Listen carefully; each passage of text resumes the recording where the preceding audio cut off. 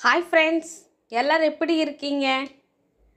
எம்ஜிஆருக்கும் அவர் அண்ணனுக்கும் ஏற்பட்ட புகைச்சல் தன் பேச்சால் ஒன்று சேர்த்த என்எஸ்கே. இதனால் தான் அவர் கலைவாணர். வாங்க பார்க்கலாம். தமிழ் சினிமாவில் தொடர்ந்து 25 ஆண்டுகளுக்கும் மேலாக முடிசூடா மன்னனாக விளங்கியவர் எம்ஜிஆர்.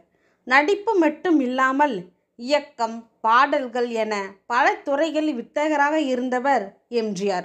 அதனால்தான் படங்களில் அவர் வைத்தது தான் சட்டம். அவர் படத்தில் யார் யார் நடிக்க வேண்டும், யார் பாடல் எழுத வேண்டும், பாடலுக்கான மெட்டு எப்படி இருக்க வேண்டும் என்பதையெல்லாம் அவர்தான் முடிவு செய்வார்.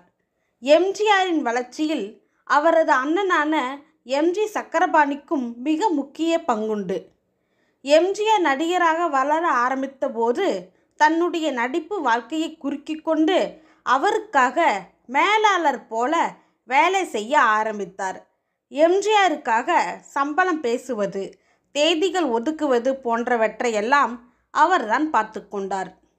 அவரின் ஒற்றுமையை பார்த்து திரையுலகில் உள்ளவர்கள் சக்கரபாணியை பெரியவர் என்றும் எம்ஜிஆரை சின்னவர் என்றும் அழைத்து வந்தனர். அப்படிப்பட்டவர்களுக்குள் ஒரு கட்டத்தில் பிரச்சனைகள் எழ ஆரம்பித்தது. இருவரும் பிரிந்து விடலாம் என்ற முடிவை எடுத்துள்ளனர். அப்போது அவர்கள் வீட்டில் நடந்த ஒரு நிகழ்ச்சியில் பேசிய கலைவாணர் என்.எஸ். கிருஷ்ணன் அவர்கள், நான் ராமாயணத்தில் வரும் ராமர் லட்சுமணரை நேரில் பார்த்ததில்லை, ஆனால் சக்கரபாணி ராமச்சந்திரன் ரூபத்தில் அவர்களை பார்க்கிறேன். அண்ணன் தம்பி என்றால் இவர்களைப் போலத்தான் ஒற்றுமையாக இருக்க வேண்டும் என இருவரையும் புகழ்ந்து பேசியுள்ளார். நிகழ்ச்சி முடிந்து வீட்டிற்கு செல்லும்போது தன்னோடு வந்த நண்பரிடம்தான் அப்படி பேசியதற்கான காரணத்தை விளக்கியுள்ளார். அதில் அவர்கள் இருவரும் சண்டை போட்டு பிரிய போகிறார்கள் என கேள்விப்பட்டேன்.